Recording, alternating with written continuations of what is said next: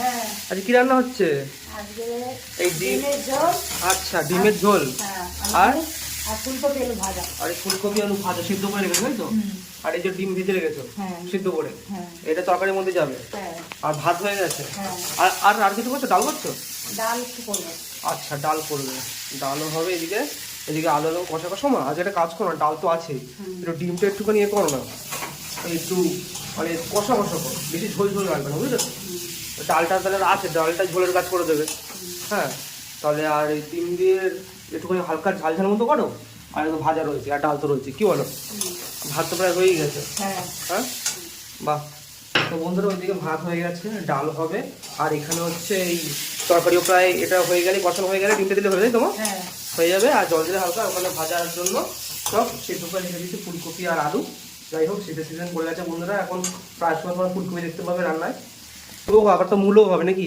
হ্যাঁ। এরপর আবার মূল হলে মূলের ডালও হবে আবার। ও মা, হ্যাঁ। তাহলে রান্না করো। ঠিক আছে, আমি যে হাত মুখটা ধুয়ে আছি নাকি? যা। তাই বন্ধু, হাত মুখটা ধুয়ে আছি, এদিকে আমার রান্না বান্না করো, তো হয়ে গেছে বলতে গেলে প্রায়। মা, হ্যাঁ। রান্না কতদূর হলো? হয়ে গেছে। ওই যে হয়ে গেছে প্রায়, ডিমের ঝাল একটু টান টান করবে একদম। ভাজা এখনো হয়নি বলো, এখনো হবে। বন্ধুরা, বসে পড়লাম খেতে। মা খেতে দিয়ে দিয়েছে, দেখতে পাচ্ছে এখানে ফুলকপি আলু ভাজা একদম একদম সিদ্ধ করে, আর এখানে ডিম, এই যে ডিম আর তরকারি রয়েছে, আর এখানে রয়েছে ডাল। যাই হোক, খাওয়াটা শুরু করা যাক দেরি না করে।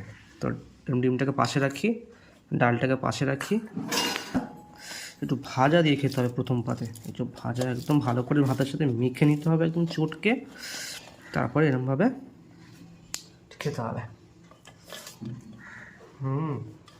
আহা, বেশ ভালো। একটু ঢাল যায় একটুখানি। ও তা তো জমে পুরো ক্ষীর। এরকম মাখিয়ে নিতে হবে, তারপর একটু ভাজা নিতে হবে, নিয়ে আহা,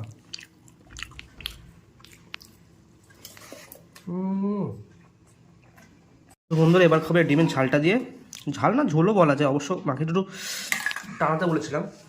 যখন মাখিয়ে নিতে হবে হালকা করে, আলু ওহো এরকম নরম তুলতুলে আলু হয়ে গেছে, এরকম মাখিয়ে নিতে হবে ভাতের সাথে। মাখিয়ে নিয়ে আর এখান থেকে যেরকম ডিম এরকম হালকা করে ভেঙে নিতে হবে, ওহো মাখিয়ে ভাতের সাথে ঠিক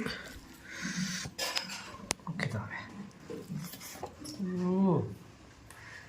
আহা, পুরো জমে ক্ষীর।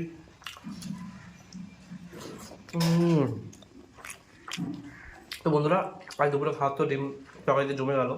তো আবার দেখা হচ্ছে পরের ভিডিওতে কালকের আর নতুন একটা লাঞ্চে। তো এখনকার জন্য টাটা।